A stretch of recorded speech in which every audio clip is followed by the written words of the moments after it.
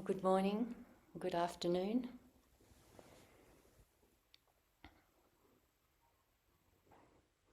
Good to see you all.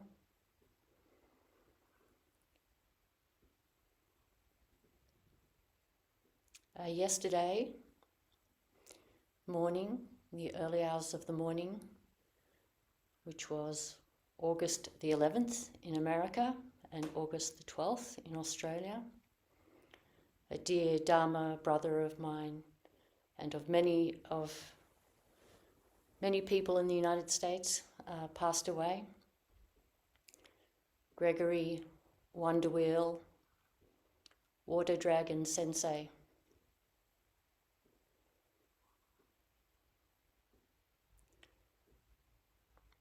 He's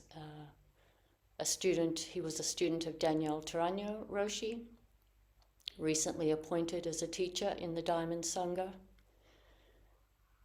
And even up to 5-6 weeks ago, he was giving Dharma talks and participating in discussions, Dharma discussions,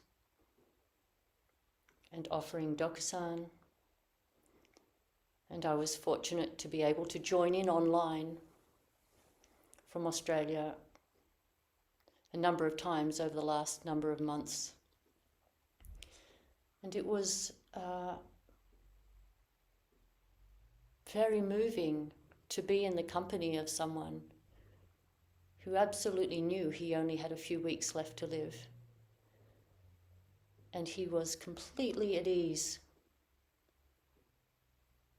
with the situation and expounding the Dharma with enthusiasm, with a sharp focus, with a great intellect, and with a kind of dry humour as well. I think the thing that was most powerful for me was seeing how fearless he was in these weeks and months, knowing that he was going to die. Or maybe the way we tend to see it more is knowing that he was going to transition from the body that he was in.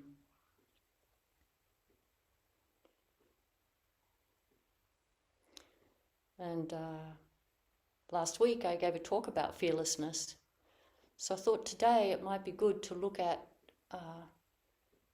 the fears that we have and how to befriend them, how to befriend our fears.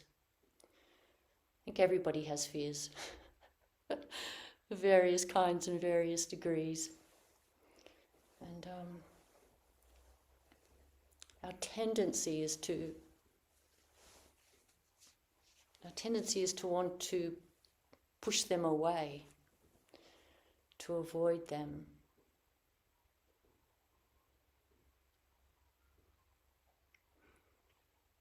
And the tragedy of doing that really is that the more we try to push them away and try to avoid them, the more determined they seem to become.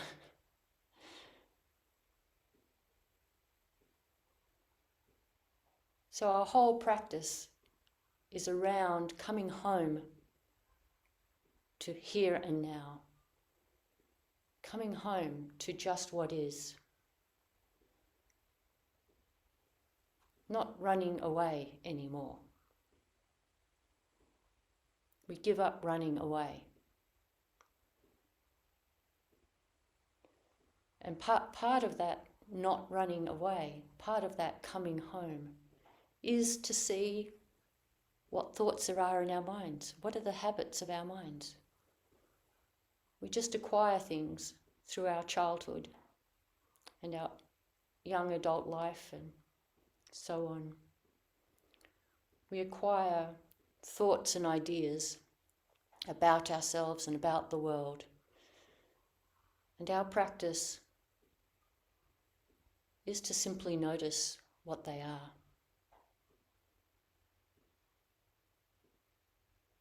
If we don't notice, the thoughts that we have, if we don't notice them, they unconsciously are influencing our choices.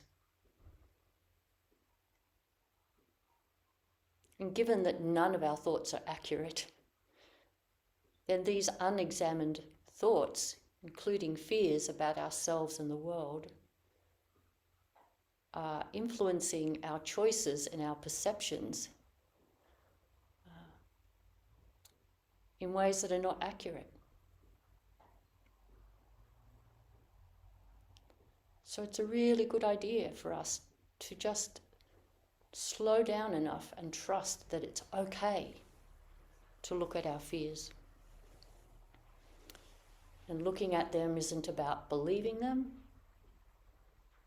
or even specifically not believing them. It's just seeing them. Just simply seeing them.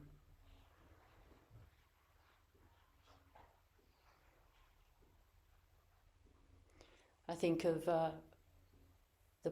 one of the experiences that I had during practice, over the years of practice, was really noticing that I had two thoughts. One, that the world was a big and scary place. And then the matching thought for that is, I don't have what it takes to navigate it. That was the pair of thoughts that I had. The world is a big and scary place, and I don't have what it takes to navigate it. And this pair of thoughts, I didn't let them come into consciousness very much. They'd come into consciousness for a second, and I'd be gripped by fear, and then do something, either become avoidant or push forward with a kind of overconfidence to try and override the fear. It was too much to even look at those fears.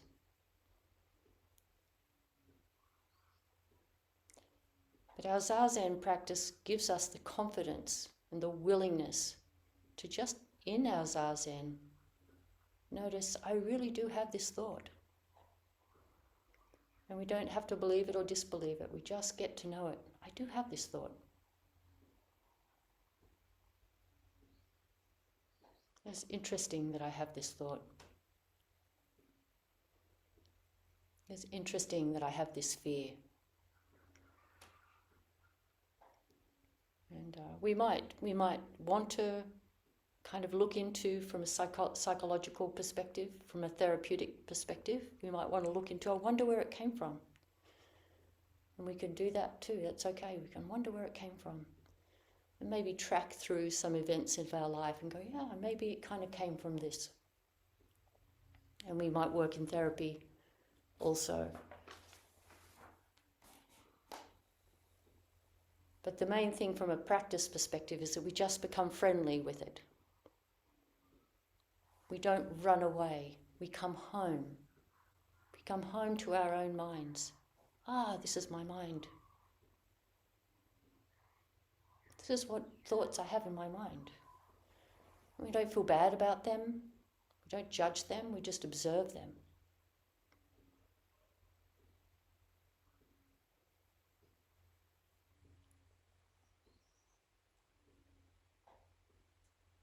I think a lot of people actually have quite a lot of shame about the fears that they have. We hide the fears that we have because they seem silly. Because maybe externally we're quite an adult. We function like an adult, as do other people, and they don't seem like they're too scared, so we feel a little ashamed of the fears that we have. But most people do have fears.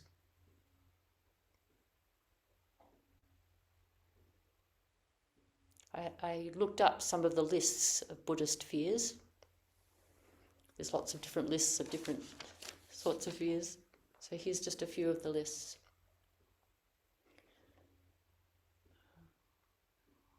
One of the common sort of sets of fears that we have kind of relate to events, relate to things external to us, like a fear of loss of security, like losing one's housing or losing one's livelihood or losing one's health. through injury or sickness or old age, or losing one's status by being publicly defamed or within one's small social circle, losing one's position,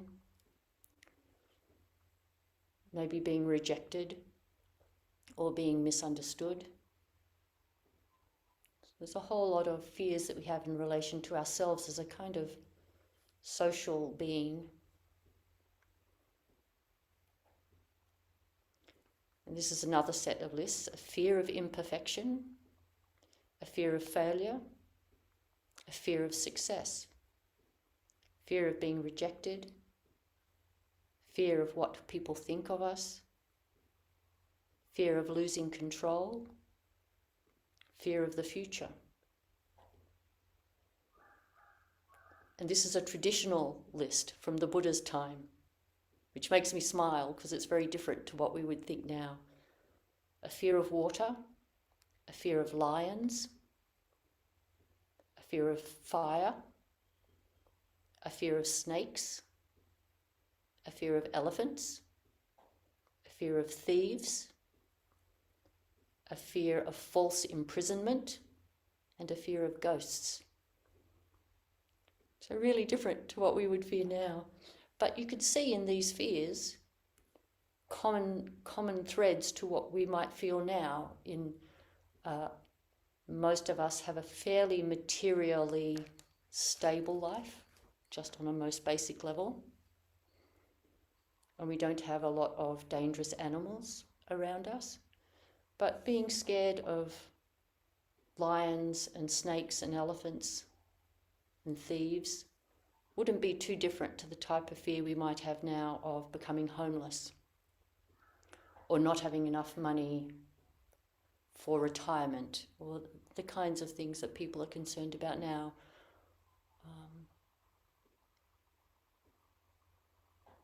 Or fear of accidents, like car accidents, or some people are scared of aeroplanes. It's the same basic kinds of fears as being scared of snakes or elephants.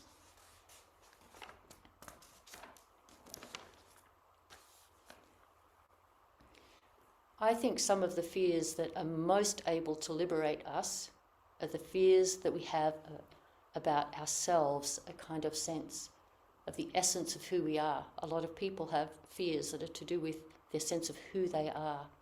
And I think these have the greatest power to liberate us, to become friendly with them.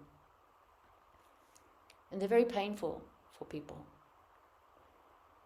So I just made a list just from my experiences in life, so it's certainly an incomplete list, and you could, I'm sure, imagine many more, and maybe when we have a conversation you might think of some. But things like feeling that maybe we are unlovable, or that we are ugly, or stupid, or too noisy, or too quiet, or too gullible, or too cowardly, or too brash, or too broken.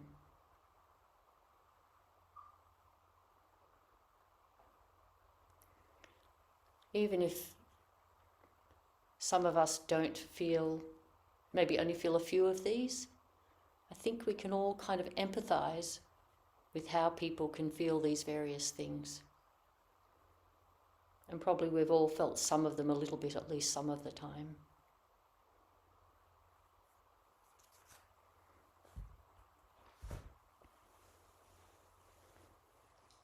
And strangely enough, if we look at them, rather than that making us feel more solid and more like a separate being, when we look at them just very open-heartedly, a kind of space starts to arrive, a kind of space around them starts to happen. You can feel a sort of space. Instead of them being very solid and hard like a block of concrete, I am stupid, or I am unlovable, rather than being very fixed like that.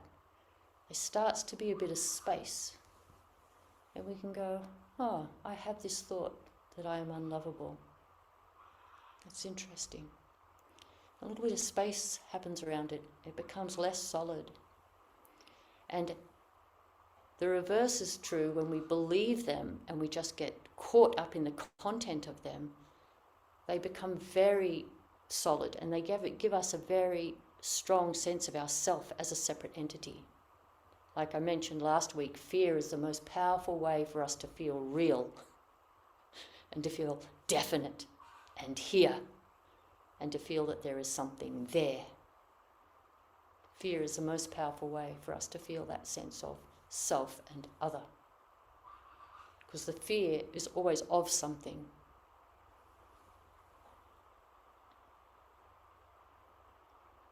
So to create space does the reverse. To be curious and open does the reverse. And this is the most fundamental teaching of the Buddha, is that suffering is caused by a sense of a separate self. This is the core of all of our distress, is a belief in ourselves as a separate, isolated unit. And fears feed that sense of a separate, isolated unit. So rather than trying to get rid of them as a solution, which doesn't work, what actually works is befriending them, being interested in them.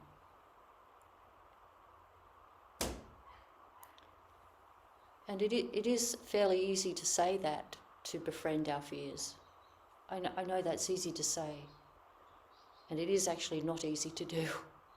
It's not easy to do. People practice for years and years and years, gently but slowly, surely, befriending their fears. So we can all do that. Slowly but surely over time, befriending our fears. And somehow when they get that attention of being befriended, they don't seem to need so much attention, and they become much quieter. And then it's more like they visit periodically, just every now and then. Oh, here's that fear again. And we can just observe that, like, oh, I'm feeling all of a sudden kind of constricted. For example, I got an email the other day from Zoom saying, your Twining Vines Zoom account has been deleted. It was just this one sentence. Your Twining Vines Zoom account has been deleted. And my heart went dum, dum, dum, dum. What does this mean? So I went on Zoom and opened up our account, and there it was. And I texted Jack and said, do you want to join me and just see if it's working for you? She joined, and it was. So we decided just to take no notice of that email. But for those few seconds, that old thought of mine came back, like, oh my God, this great big company called Zoom in China somehow is like not going to let me do my Zen practice with people.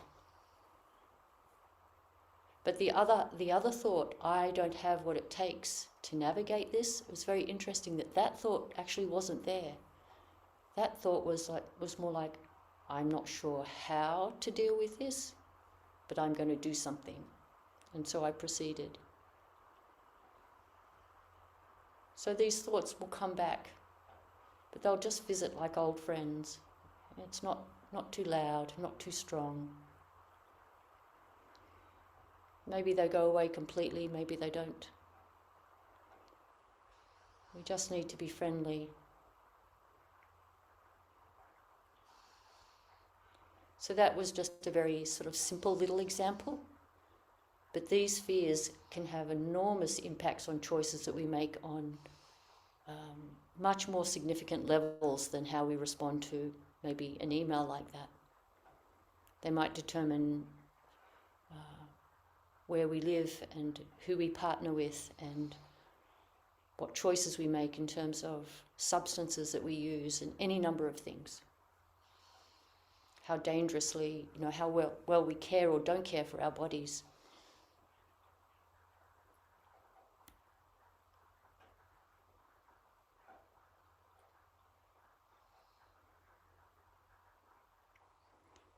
And another way of maybe looking at this a little bit, looking at fears, is the metaphor that we use a lot in Zen of the lotus flower growing up through the mud.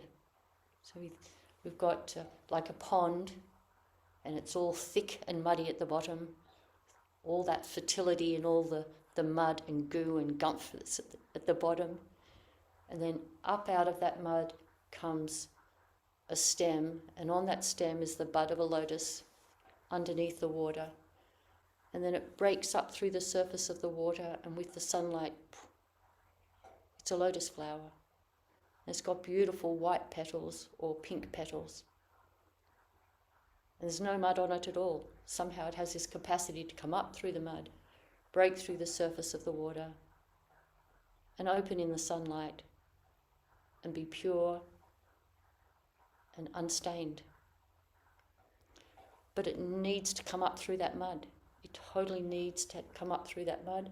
And even there, when it's this pure and unstained lotus flower, it's being nourished by the mud. It's continually being nourished by this mud that's sort of invisible on the surface. We just see the beautiful flower on the surface of the water, but the mud is nourishing it. So the mud is all the difficulties of our life, including our fears. It includes our fears. So there's no need to be scared of our fears. They have the capacity to nourish us in all sorts of ways. Maybe the most powerful way is they teach us compassion. They teach us compassion for ourselves and compassion for others. Because if I have fears, then you have fears. Everybody has them. And so we learn to be more compassionate towards ourselves and towards others. We let those fears be the mud that nourishes our flower.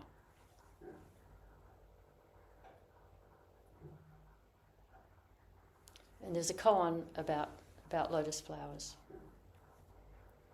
in the Blue Cliff record.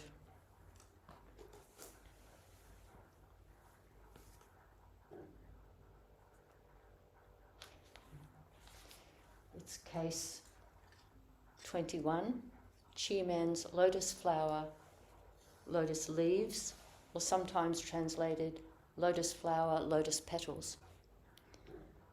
A monk asked Chi-Man, "How is it when the lotus flower has not yet emerged from the water?" Chi-Man said, "A lotus flower." The monk said, "What about after it has emerged from the water?" Chi-Man said, "Lotus petals."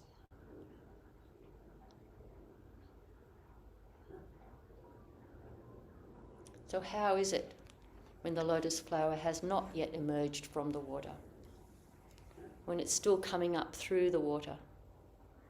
Still it's close to the mud. It's not yet in the sunlight.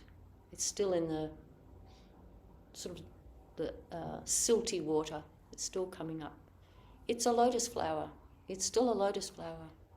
We can't see it yet, but there it is. It hasn't opened yet, but there it is. And this is us. This is us with all our fears and our anxieties and our confusions. And then what about when it has emerged? Pops up out above the water and it opens. And each petal is its own beautiful petal. All these different petals. And each flower on top of the water is not identical, nor is it that different. Each flower is sort of the same and sort of different to all the others. Just like us, we're sort of the same and sort of different. And we're all these beautiful flowers with all their individual petals, slightly different to each other. I think this is a lovely image when we think about our fears. Down there under the water, close to the muddy water, in the silt. And it doesn't necessarily feel so good. But we can remember that we are already this lotus flower. Already this lotus flower. And then we get to open up, which can be a little bit like just each fresh moment, or each fresh day. We can appreciate ourselves as this unique flower.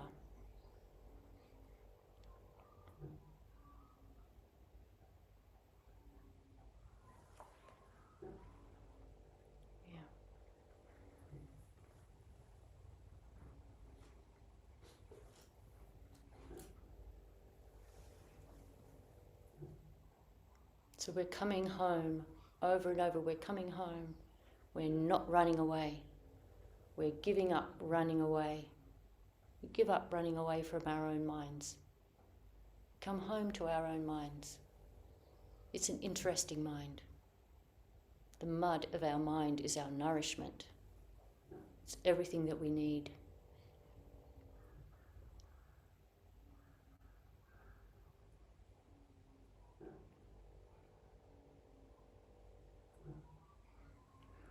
All right, I think I'll finish there.